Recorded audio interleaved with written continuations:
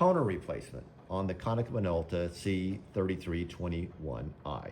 This is a color copier, so it has 4 different toners on it. When the copier is getting low on toner, you'll get a warning that's saying, hey, you're getting kind of low on black. That's not saying replace the black.